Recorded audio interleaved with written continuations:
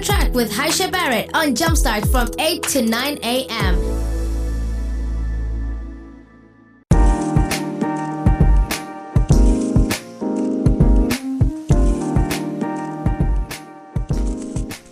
.4 Oman FM. This is Jumpstart live from Studio One, and we do have quite a packed house here today.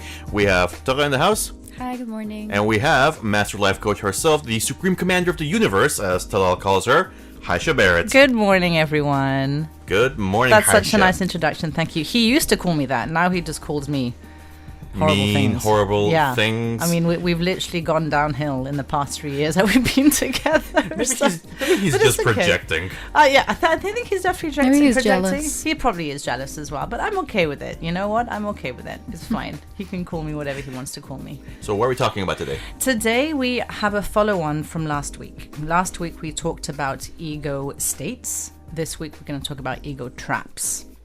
So let's do a quick recap of that, just in case people haven't heard it, or just to sum it up a little bit before we go into the ego traps. So basically the ego is our sense of self, as we know that. It's never a bad thing, even if it's overinflated. Of course it can be, but it isn't the enemy, right? It's actually there to protect us. It tries to keep us safe, it tries to help us fit in, it tries to help us to avoid pain or rejection. But sometimes in trying to protect us, it can be overly protective, right? And this is where it creates fear, defensiveness, or the need to control everything. So in essence, the ego is a part of you, is the part of you that says, this is who I am, and it tries to protect that identity. But from that ego, different parts of you show up. And this is where the ego states come in, and then that's when the ego traps come in as well. So the ego states are basically the different parts of you that show up depending on what's happening in your life, and this idea comes from the model called the transactional analysis, where it explains that we have three main parts inside of us, which is the parent part, the adult, and the child. Right? And so the parent part is like the voice in your head that keeps on telling you that you're right, or that what's wrong, or what you should do, or what you shouldn't do.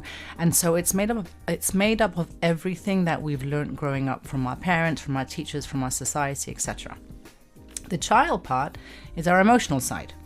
And this is where it holds our feelings, our reactions, our fun, our creativity, but it also holds our fears, right? It also holds our hurt from our past. And then there's also the adult part, which is the calm, more balanced version. This is what we want to come to. We want to come to more of the, okay, I'm more in this harmonized part of my life, but we don't. We oscillate between those. And so throughout the day, what happens is that depending on what happens, we oscillate between them, right? And so if you get upset and when you react quickly, that might be your child part reacting. And if you're super critical of yourself, that could be your parent part reacting. And if you potentially pause and think and respond calmly, this is your adult part thinking, which is what we're not often in. We're often in either or, the other two. So, as mentioned, when these parts are balanced, everything works great, right? So the ego traps are the patterns that we get stuck in, that we don't notice. And these are like our automatic reactions. They feel normal, but they actually hold us back. And so these usually happen without us really being aware of it. And we always talk about that. We always talk about, okay, what can we be more aware of? So therefore we don't react more subconsciously, but we react more consciously. And that's what we always want to come to, because as we know, 95, if not more, % of the time we are reacting subconsciously. We're always on automatic pilot. And so these ego traps are the patterns that we get stuck in without noticing. And they, as mentioned, they are the automatic reactions that feel normal, but they actually hold us back, right? And so ego states are the roles that we slip into, and ego traps are where we get stuck. Okay, so as mentioned, just to summarize a bit more, the ego traps are repetitive mental and emotional loops driven by the ego to feel safe, to feel validated, to feel in control. And this is what keeps you operating from fear, from scarcity, rather than from awareness. The tricky part, though, is that ego traps often feel very true. They feel justified, they feel very familiar, but underneath, they're quietly keeping you stuck, reactive, and disconnected. Okay, so the ego states are the parts of you, and the ego traps are what happens when those parts take over too strongly and you lose balance. So let's do a quick recap as well of what the ego states are, of what we mentioned last week, and then we'll go into the ego traps. So the first, there were 7 of them. The controller. So this is the state which is driven by the need for certainty, for structure, for predictability. Okay, it often feels safe when things are organized, planned, within grasp. The second one is the pleaser, where it's rooted in the need for connection, for approval, for belonging, and this equates love with being liked and accepted or needed. Okay. The third one is the performer, and here it ties identity to achievement, to success, and to recognition. And as I mentioned last week to you, Tokha, I oscillate between a lot of these. I think all of us do as well. Yeah, I was just thinking of that, just based on the 3 you just mentioned. Yeah, and the thing about these states is that we do go through a lot of them as well. It's not like we're only in one area, depending on the circumstance that we're going through. The fourth one is the victim. So that one is this state experiences life as something that's happening to them rather than for them, and we always want to create our life that's happening for us, not to us. When we do that, when we're in the victor mode rather than in the victim mode. The fifth one is the critic, and that is our internal voice of judgment, of perfectionism, of harsh evaluation.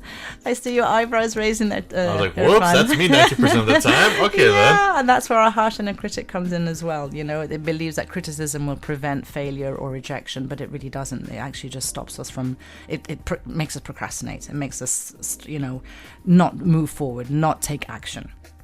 And so the critic has a loud voice. The rebel is the next one, and this one seeks freedom. It seeks autonomy. It seeks self-expression, but often through resistance, and it pushes against control through authority. This was me a lot when I was growing up. I must admit that I used to hate authority figures. And the next one is the last one is the avoider. The avoider is focused on escaping discomfort, pain, or overwhelm. Okay, and so we have to remember, guys, that the goal is never to get rid of any part of yourself, because we need all of them. However, the goal is to notice which part is showing up in you and to let your adult step in more often to go, okay, it's okay, and that's when the voice of reason comes in. That's when we often say, like, just be a little bit more reasonable, be a bit more logical, less in your emotional brain. And that's the part of you that can pause and understand what's going on and then choose how to respond instead of just reacting. So basically, in simple terms, the ego states are the parts of you, and the ego traps are when those parts take over and keep you stuck. So should we go into ego traps, or should we go on a little break before we continue? I know this is a little bit of a heavy subject. Yeah, let's go on a quick song break, and then we'll dig into the traps. Cool. Get on track with Hyesha Barrett on Jumpstart from 8 to 9 a.m.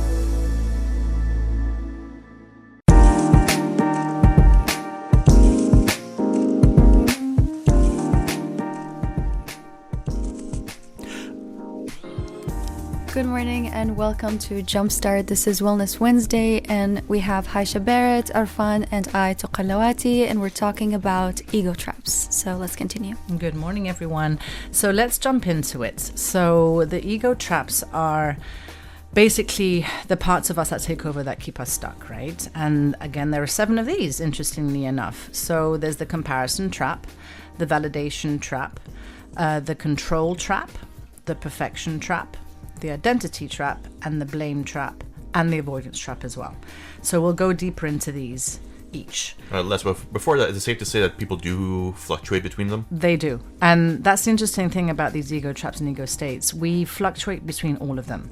And at the end of towards the end, I want to come into how do we react when we are in one of them, and how do we also react when other people are in them? How do we kind of maneuver through that? Because we're, at the end of the day, we're very complicated human beings. We're not just, just one dimension. We have so many layers to us, and the older we get, the more layers come to us, which is why we always say we have to peel back those onions. We have to get deeper into understanding who we are in our essence, who we are in our core. When we do come more and more into that, more into understanding who we are on the inside, then we become more intuitive. Then we become less in our head, less in our ego. And that's what we want to aspire to get to. Not easy, for sure, especially with culture, society, conditioning, parents, teachers, all of these things that bombard us with all this external stimuli, that the more we kind of push back against that, challenge those thoughts and go, okay, let me just be more myself. What does that actually mean? Then you can release the ego traps. Then you can release the ego states. Not easy.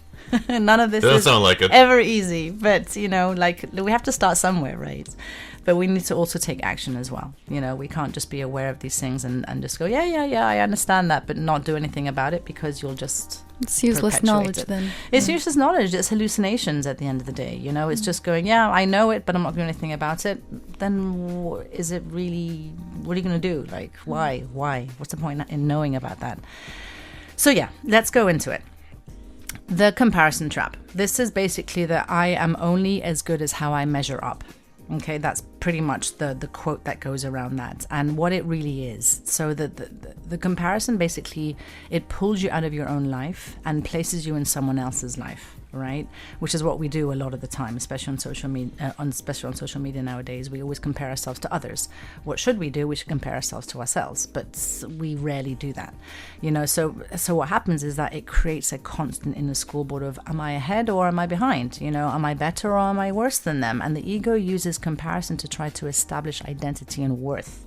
But it does so by looking outward instead of looking inward. And that's what we want more, to look inward, right? So as an example, how does it show up? You scroll through social media, you feel like you're behind in life, or the opposite, you have a feeling of temporary sense of superiority when you perceive yourself as doing better than others, and also not good either. Then you're in your ego trap as well, right? Could be in parenting, where you compare your child to others.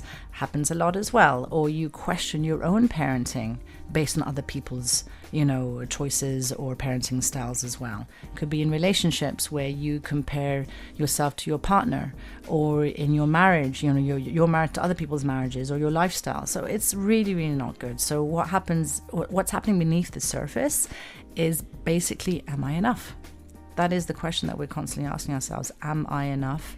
But we don't. We only if we go deeper do we really understand that. But otherwise, it's just like, okay, actually, it's more in the ego of like, I want what they have. I'm jealous of what they have. But actually, it's, what do I need? What is lacking in my life? And so the ego believes that it can answer that by that question by measuring. But it rarely satisfies it, okay? Because there will always be someone ahead of us, thinner than us, more successful than us, etc., etc. So what's the cost of it? It disconnects you from gratitude, from presence, and from your own path. And what does it create? It creates anxiety, it creates envy, and it creates a false superiority. So how do we work through it? We have to name it. Name it to tame it is the thing that we have to always do. Okay, so naming, okay, this is actually comparison. This is not me being in envious state. I'm just comparing myself. That awareness alone will snap out that loop, okay? Return back to your lane. Okay, what actually matters to me?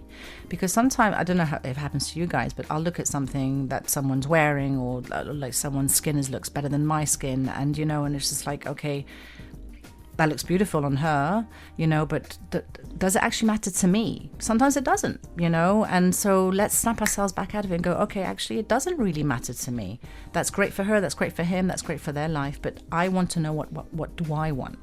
And so returning back to into your lane is very, very, very important. Made me think of, when people go to the gym, right? Mm-hmm. They might be a bit out of shape, maybe very much out of shape, and they're just starting their fitness journey. And of course, when you're going to the gym, you're seeing a lot of, fit people. They're buff, yeah. They've been working out for years. Yeah. And as a result, you do get self-conscious because it's like, do I even belong here? What if they make fun of me? What if they're like, ha fat guy. Right. You know, you have that attitude basically, and maybe you can't even keep up with some of them.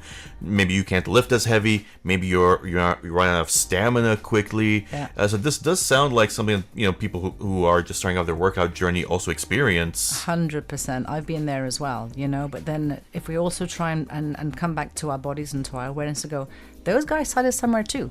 They weren't born like that. They put in years and years and years of effort, sweat, blood, training, tears to get to this point. And so when we understand that, we have a lot more compassion towards ourselves, much more gratitude, and again back to presence. So yeah, that's a wonderful and also very apt explanation. So thanks for that. And I wonder, like, on the topic of social media, is the solution to reduce exposure to always to just reduce exposure to social media?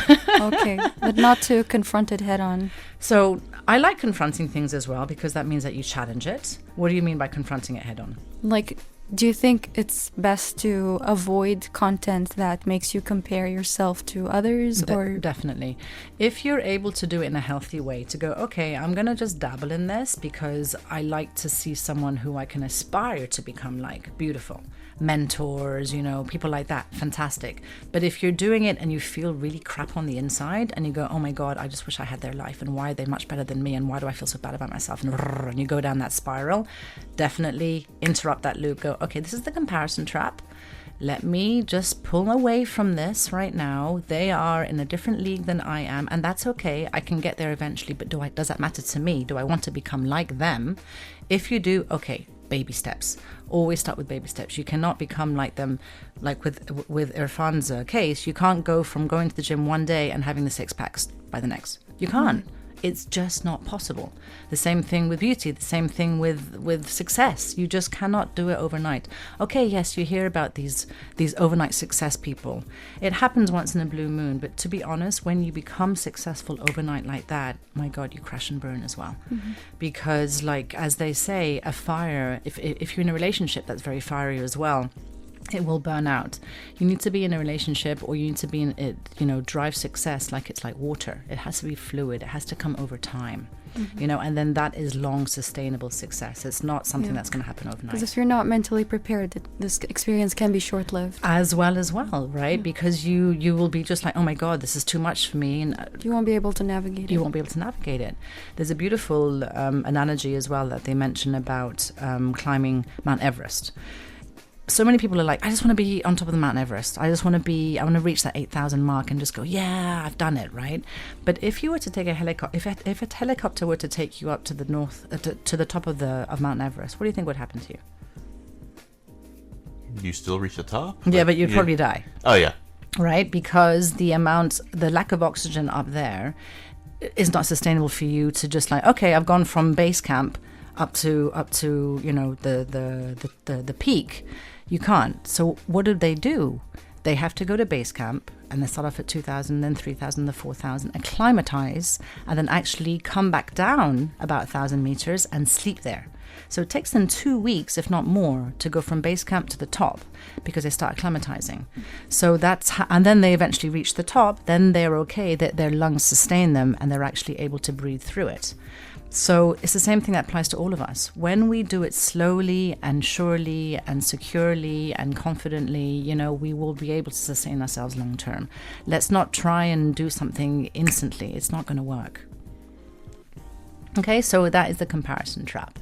Should we continue, or should we go on a little short break? Let's continue with the second one, and then we'll go into a short break. Perfect. So the next one is the validation trap.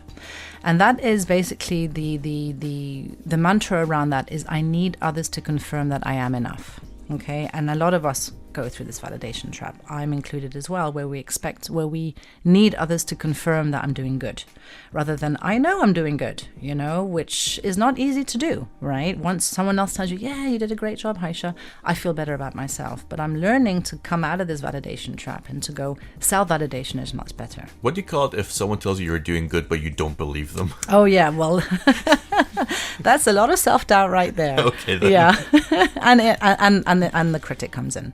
So we're basically oscillating between that. So it's again realizing what my worth is. When you know what your worth is, you don't need anyone to tell you how you feel. because that's their projection as well, right? Right.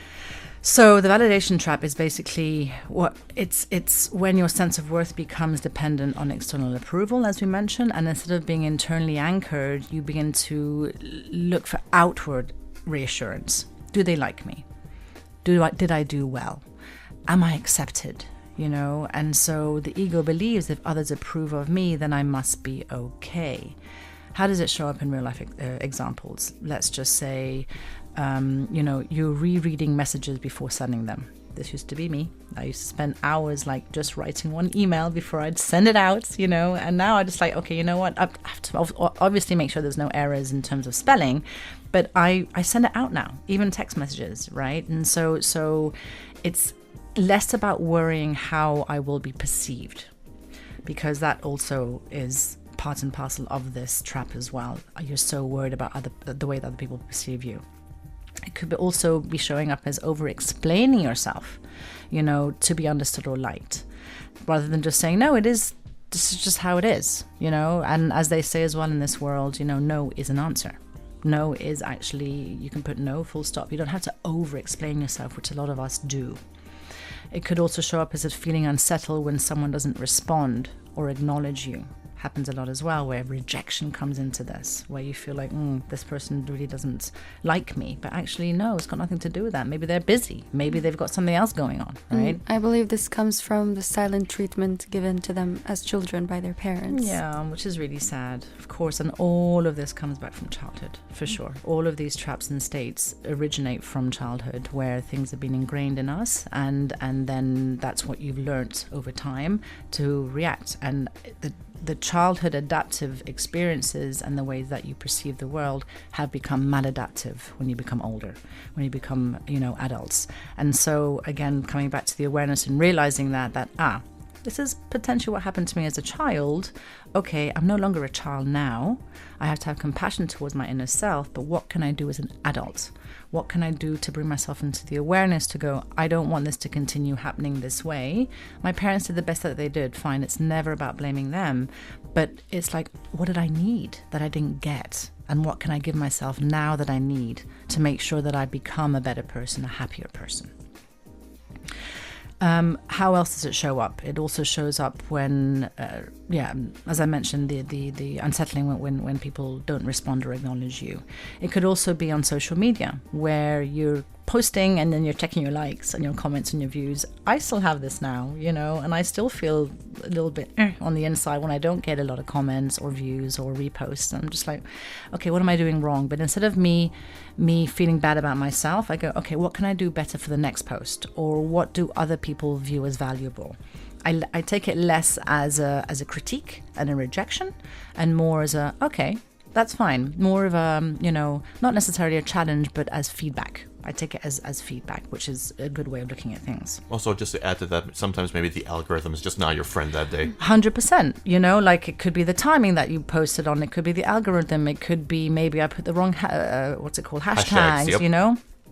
It's about living and learning and understanding and being okay with it. So not easy again, but it's okay. Could be in work, where you need the constant reassurance from your colleagues or from your bosses. Or it could be where you doubt your decisions until someone else agrees with you. It could also be in relationships where you're constantly seeking that affirmation, that love back, and you feel anxious if love isn't expressed in certain unexpected ways. Right? So what's happening beneath the surface of all of this? At its core, it's often a younger part, right, that has learned that love, approval, or safety must be earned. And this can come from, as we mentioned before, conditional praise. It could be where you're good when you behave. It happens a lot to kids. It's you be a good boy, you be a good girl, and then I'll give you your sweetie, or I'll give you a hug. And that is the worst. Imagine living in a household like that, where everything is conditional. No, it should be unconditional. It should be, even though I might behave badly, it doesn't make me a bad boy or a bad girl. It just means that my behavior is a little bit questionable right now. Okay, what can I do to pivot? It doesn't make me a bad person. And that's the problem that with ego. You become that, right? But you want to come out of that. You want to be no, it's just a little state that I'm in, a little trap that I'm in. Okay, how can I come out of that? Okay, and so the cost of that is that you lose connection to your inner voice. Your decisions become hesitant. It becomes people-led instead of self-led. And what does it create? Again, anxiety, self-doubt, emotional dependence. And the hardest part is that even when validation comes, it just doesn't last. I'm not sure about you guys, but it happened to me a lot when I was when I realized I was in this trap, where I felt good for like a second, and I was like, okay, what's the next dopamine hit that I need from someone to make me feel better again? And so... not to mention, it sounds like you would take criticism much more personally than in normal circumstances. Absolutely. So instead of just seeing it as feedback and going, okay, that's the way that you feel, I respect and honor that, maybe I can change something inside of me to make you feel differently, but that's not my drive. That is not who I need to be for you. I'm doing it for me. It's always good to understand how people feel about you, because you could be doing things wrong. You could be acting in a way that maybe is not the nicest way.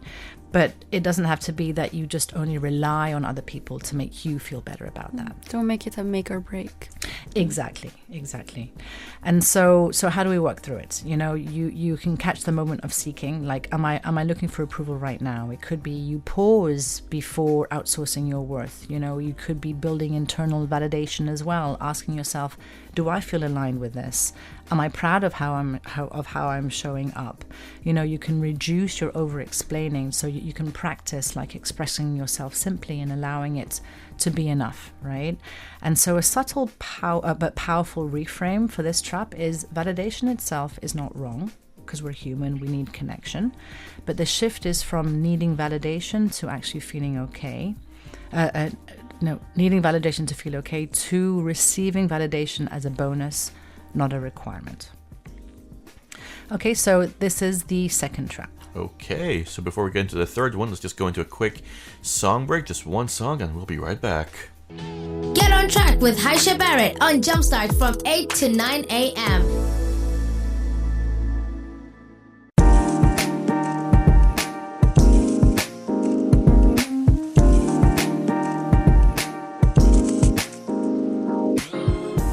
90.4 Oman FM, you're listening to Jumpstart live from Studio 1. This is Wellness Wednesday with Arfan, Tokha, and Hyesha, and we are discussing ego traps. And Hyesha, what is our next trap? Our next trap is the perfection trap. So basically the mantra around this is, if it's not perfect, it's not enough. And we just mentioned during the break, I think we're all going through this as well. Which is, the perfectionism in us.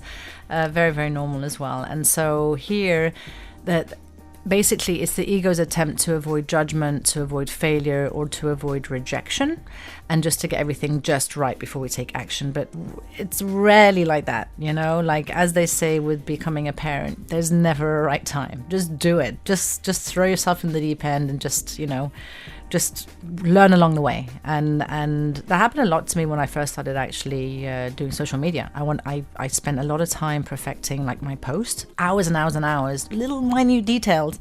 And for what, really? It's just so silly at the end of the day when I think back on that. And so just do it. Just go ahead and put yourself out there. I know that's also hard to that whole phrase of put yourself out there is scary. So just try and reframe that and just take a baby step, just once in a while, every so often, to push yourself out of your comfort zone. If I may add to that, our own station's Asma, who you can catch on Muscat Candid, 12 to 3, gave me this one piece of advice, because I used to overthink my social media posts. She was like, ultimately, it's social media. It's not that important. It's an account you can delete with a push of a button. Don't overthink it. Just post it. If you don't want it, delete the whole thing. Delete it, yeah. Just nuke it out of orbit. It's fine. It's gone. Yeah. But anyways, carry on. Absolutely, yeah. And that's a beautiful way of looking at things, for sure. You can just delete it if it doesn't serve you. Yeah.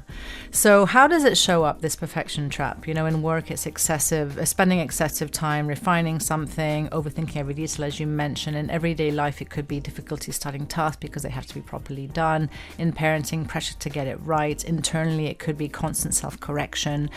So these are ways that it shows up. But what's happening beneath the surface is that the deeper fear is not necessarily imperfection. It's definitely being judged. It's being criticized. it's being seen as not enough, and it's often shaped by environments where mistakes were criticized. Going back to what we were saying as well, Tokha, in childhood, potentially we tried things when we were younger and we were criticized for it. And so they were not being tolerated. And so we learned that we had to do things perfectly, or at least, the best that we can to basically, be a better person. So it's like, if I can eliminate mistakes, I can eliminate pain, basically. And I think this fear of making mistakes stems from putting people on a pedestal, assuming that everyone else is better than you, doing better than you. Yeah, and then in comes a comparison trap as well. Yeah, right? So just don't put everyone else on a pedestal. Everyone is just as, faulty as you are. Everyone's making it up as they go along as well. 100%. No one knows what they're doing. No one knows what they're doing. And then once we actually, reframe it to that, wow, there's so much less pressure to go, okay, no one knows what they're doing. So great, I can just try that as well, and it's okay. And coming back about the pedestal, I used to have that a lot for myself, and the way that I reframed it was start to thinking, what about me? Do I put myself on a pedestal? And I never used to do that. I used to put others on, okay, how do I reframe it to put myself up higher? How can I elevate my own joy and happiness and self-worth on the inside? And that also helped me to reevaluate and to reassess. So that helped a lot. So how do we work through it? Notice the standard that you're holding. It could be, is this realistic or is this perfection speaking? Ask yourself these questions. It's always good to internalize. How can you tell? What's that? If it's realistic or if it's perfectionism speaking. So if you are being realistic, it means that, you've assessed all the situations around you. Okay, I don't think I can become a pilot tomorrow, right? Because I haven't learned those skills.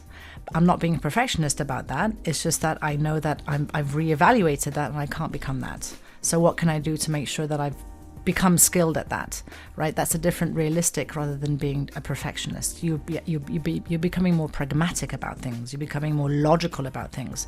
Whereas a perfectionism isn't very logical. Sometimes, like you're looking at something, coming back to the social media post, you look at something, you're like, okay, you know what, that looks good as it is, but it's not perfect because there's one squiggly line here, or because that it's not, I haven't got a filter on, or whatever it may be. That's perfectionism. That's not realistic. Very linear thinking. Yeah, absolutely. You're just thinking in one way. You've got your blinkers on rather than going, okay, let me look at it from a different perspective. Okay, and so the gentle but powerful reframe again about this trap is that perfectionism is not about high standards. It's generally about a fear of being human. And healing this sounds like I can be worthy even in my imperfection. Okay, I can be worthy even if I'm imperfect. So that's a good way of looking at things. The next one is the identity trap. This is just who I am. That happens to a lot of people as well. No, I've always been this way, and this is how I'll always be, and just sod it, and so be it. And you're stubborn to change. You're hesitant. Yeah. You're hesitant. You're in that fixed mindset, not in the growth mindset. Like me as I am. I've always been this way. That's on you. That's not on me. Sounds also like a very uncurious way of going about life, where you're just very rigid in the way you think as well. Yes. So you're not just changing who you are, but also your thought process. 100%. And you're refusing to process like new information and maybe even change your opinion based on new information as well. Definitely. You're not willing to take in other people's perspectives. And you're just like, no, it's my way or the highway. And that comes in with a lot of narcissism as well. So, maybe that could be the case after a certain age. Like your 50s, your 60s, you're way more rigid than you were. Definitely can happen more later on in life. But I've met teenagers who feel the same way. I have clients as well who come in and say, no, this is how I've always been because my mum and dad told this to me, or they've been through experiences in their life where they think it's only like black and white, and that's not a good way of thinking. We know there's so many shades of grey, right? And understanding that more and opening your perspective more helps us. So it can happen in any age group, but more than likely it will happen in the older age group for sure, because the patterns are so ingrained. And so, what is happening beneath the surface of this one? The ego equates identity with safety. If I know who I am, I know how to survive, right? But it's less about that. You don't want to be in a survival state. You want to be in a thrival state. But this trap keeps you stuck. which is what we mentioned. And because it's familiar, it's predictable, it's known. And we don't want that. We want to be more in a state of fluidity, of flexibility, right? And so the cost is stagnation, repeating the same emotional patterns, living from your past instead of from your potential. And perhaps also the deepest cost around here is that you stay loyal to a version of yourself that was built for survival, but not expansion. And we want more of that, right? So how do we work through that? You shift from I am this way to a part of me tends to. We have so many parts of us. And so when we realize that there's just a part of us, a big part of us at this point that's saying that, say, okay, this part I understand, but there's other parts as well. And let me try and uplift those other parts as well, right? And so you create space between you and the pattern. Because at the end of the day, it's just a pattern. It's not exactly you. It's just a pattern that keeps on repeating. And then you can start getting curious about the origin. When did I actually start believing this about myself? When did this originate from? And then you can anchor in more awareness, not labels. So a powerful reframe around this is that identity feels like your truth, but it is just a repetition over time. And you can start saying things like, I'm not limited to who I've been. I can become a better person, a different person, and I can thrive.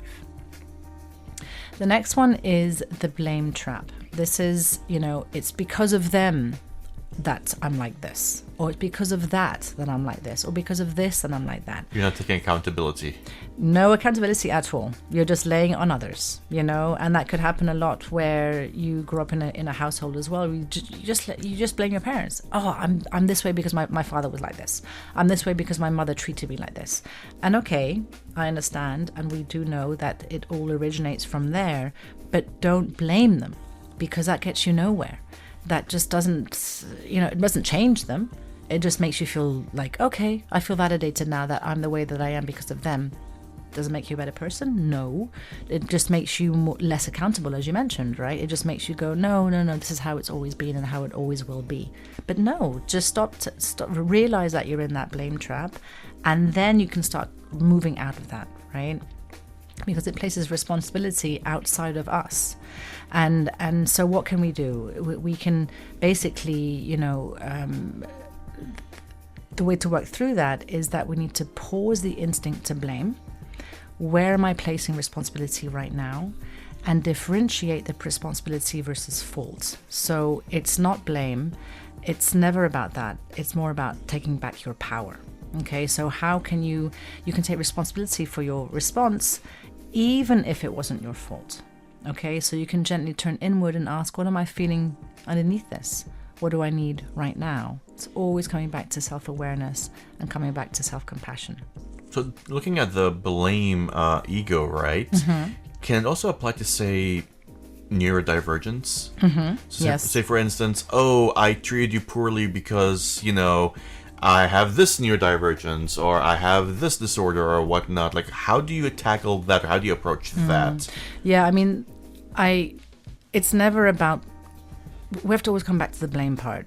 You can't blame others for how you are. You can't blame others for circumstances around you. What can you control?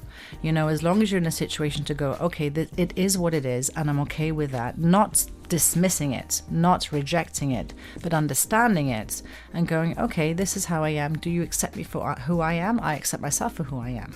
And then both of you can find ways to move through it. It's only when you remain in that trap of like, no, this is how it's always been and you've made me this way, or this is how I am and I can't find any other solutions around this, then we get stuck in that ego trap. So it's, again, awareness, and then the steps to move through it.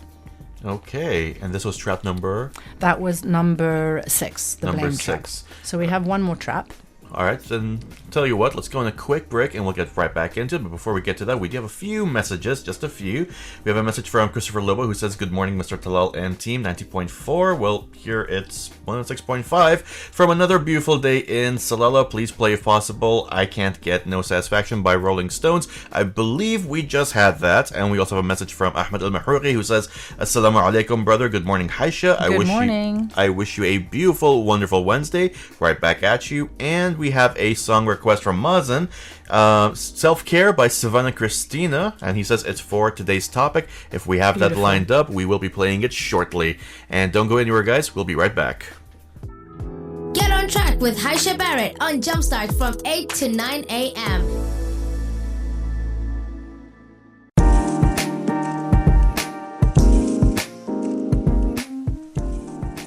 90.4 Oman FM. This is Jumpstart live from Studio 1 with a brand new episode of Wellness Wednesday. This is Arfan and Ajmin, joined by Tokha and joined by Hyesha, your life coach for today. Every week on Wednesday, actually, and every other day, I reckon, when you're off air as well. And with that introduction out of the way, ego traps. We have one final one. Let's talk about it. The avoidance trap is the last one, and so this basically is I'll deal with it later or not at all. And so here it's where the ego tries to protect you from discomfort by dodging emotions, by dodging conversations, or even situations as well. Like Guilty. If guilty as charged. Sounds I think we're all like procrastination right there, to be honest. Whoops. Yeah, but beneath the surface basically is if I don't face this now, I won't feel the pain. And so I prefer to just ignore it completely so that I don't actually, feel, I just don't want to feel that. So I prefer not to even look at it at all. And so it shows up emotionally by suppressing anger, sadness, and grief. It shows up in relationships by avoiding difficult conversations, in personal growth by procrastinating on tasks, as we mentioned, even in parenting, ignoring patterns in your child that feel challenging. And so, the way that we move through this is that we need to notice when you're avoiding. So what am I trying to avoid right now? Beautiful question. Break it into small steps. Face one tiny part of the challenge at a time. And anchor in curiosity. When we come about life with curiosity, it always helps. What is this really about? So it's not about judgment. It's just about being curious about what's happening. And a powerful reframe around that is that avoidance is a temporary shield. Awareness is the true path to freedom always. Okay, and so these are in essence the traps. You can find them online as well if you want to go deeper. It's the comparison trap, the validation trap, the control trap, the perfection trap, the identity trap, the blame trap, and the avoidance trap. And before we end the show, I want to talk to you about how we can respond to others who are in these ego states or in these ego traps. Okay, because as we are aware, we can never control others, but what we can do is that we can always respond with awareness. And so the key principles around this is that the ego-driven behavior is rarely personal. When we understand that, and as you were saying as well, Tokha, that everyone is just trying their best to just do what they're doing in life, just don't take things personally. It's okay, it doesn't matter what anyone says or does. That's on them. Like, just focus on what you can do and what you can control, and then things just become so much less, constrained and so much more liberating. Because usually everything, it's not personally driven at us. Usually it's their protection in disguise, right? And so we need to recognize that the ego state and the ego trap is never the whole person, that their emotions are real, they're valid, but it's often triggered by fear. So how do we move out of these? For the comparison trap, start avoiding, competing or proving yourself, and reflect on curiosity, what's really at play for them here, and avoid feeding judgment and mirror calm and neutrality. We talk about this a lot with parenting as well. When we have, the mirroring with our children, the self-regulation, they also feel that too. When you're around someone who feels stressed, you instantly feel stressed as well. They may not say it, but you feel it. You can feel when someone's not present with you. You can feel that when they're like thinking, when they're away with the fairies, if you will. You feel that, right? And so just, reflect calmness as well. It could also, with a validation trap, if someone else is in that, avoid over reassuring them. Let them self-validate. You could ask them reflective questions like, what feels true to you? What feels true for you? And so you're holding space for them without needing to fix them. And when they feel heard and understood, they're more likely to open up. With the control trap, what you can do is you need to set boundaries calmly. Okay, acknowledge that they have a need for safety And, you can offer potentially reassurance, collaboration instead of resistance. With the perfection trap, what you can do is that you can avoid overly criticizing them and pointing out flaws, which oftentimes we would do, right? But you can encourage just learning, encourage experimentation, encourage, why don't you just try this instead of that? It's okay. And you can model acceptance of mistakes. Hey, I did this and I'm okay. I survived it. Why don't you try that as well? Could also be with the identity trap, where you can help them avoid trying to change. Just don't try to change them immediately. Just try and help them to move through that. Use curiosity as, I see this is important to you, but what's it like to hold that? Like, what can you do to move through that? For the blame trap, you can if someone is going through that, reflect responsibility gently. What part of this is in your control? Avoid defensiveness or arguing. And in the avoidance trap, what you can do is that you can ask gentle questions instead of pushing. You can hold space for discomfort, or you can encourage small steps towards engagement. The golden rule here always to remember is that you have to respond from presence, not reaction. So that means that we need to start working on ourselves for sure to make sure that we're not triggered. Because if someone's in their trap and we're in our trap, then it's like two traps, like, battling against each other. But being more present in your body and understanding that more, you're not reacting. You're actually just, you're talking from a place of compassion. Okay, and to round off the show, let's talk a little bit about when we're in our own traps, when we're in our own ego. What can we do? So some practical steps to self-regulation is, as we mentioned always, awareness. Okay, catch the ego in action. Okay, this is the awareness. This is the comparison trap. This is the avoidance trap. This is the blame trap, whatever it is that they're speaking right now. Labeling the pattern immediately reduces reactivity. So you're naming it to tame it. Okay, pausing, taking a breath, creating space between impulse and response is beautiful as well. I've had to learn that a lot, where it's like, okay, you're triggering me right now. I'm feeling that my blood's boiling, but I'll just breathe through this. And then generally I come from a less reactive space and a bit more of a present place. Reframe. Shift from your ego story. So, move. It could be like, I feel judged, to, I feel judged, but this is not my reflection of worth. What does it mean to be less judged? How does it feel to be less judged? How can I move through this? So reframing is very, very important as well. And then choosing. Choose your response consciously. Act in alignment with your values, not your ego's fear. Okay? And then some grounding techniques are always key. Mindfulness breathing, body scans, breath work, journaling, painting, movement. Any of these things help you to move through the EFT as well, which is tapping. That definitely helps you. Shaking. EFT, which is emotional freedom technique. Okay.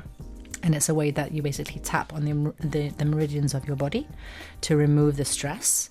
Shaking is one of my key things as well, that Talal always laughs at, but shaking is a great way to remove the stress from your body as well, because it anchors you in your presence. Yeah, I used to do this thing. I haven't done it in a minute. Come to think, I don't know if that's a good thing or not, but I would take like a pen or a ruler and I just tap it against my neck. Okay, interesting. I don't know, it just helped soothe my brain whenever I don't have my main means of calming down. Beautiful. Main means being music primarily. Right. If I don't have access to music, I'll just take something, like maybe even my phone. Yeah. Just tap against my neck. Yeah. I don't know why it used to work. Okay, and then that comes back to tapping. When you tap certain areas of your body, but the neck that you mentioned, the back of the neck, isn't part of the meridians. But if it made you feel calmer and soothed you, maybe it was a placebo wonderful. effect. Maybe. Well, could be. But we have nerves all over our body. Okay. And so when we tap on those nerves, it releases some pent-up tension. So that's beautiful. And so something to just round off the show, guys, is that ego states and ego traps are never our enemy, okay? They are guides showing us where we carry fear, where we carry judgment, and where we carry our old patterns. But when we learn to see them, and when we learn to observe them and respond with awareness, and of course regulate ourselves, then we step into our freedom, our clarity, and our connection, not only with ourselves but with others. So yeah, that is the show for today, guys. Anything from our listeners who'd like to understand more about it, please do get in touch. And we'd love to hear from you. Yes, please. If you'd like to weigh in on that conversation, or if you have any questions for Hyesha, our WhatsApp is 72442007. Once again, 72442007. Hyesha, thank you so very much for today's episode. My pleasure. And of course, listeners, the episode will be uploaded to our SoundCloud shortly later in the day. But don't go anywhere, though. We will be right back with your daily sports update. Hyesha, once again, thank you so much.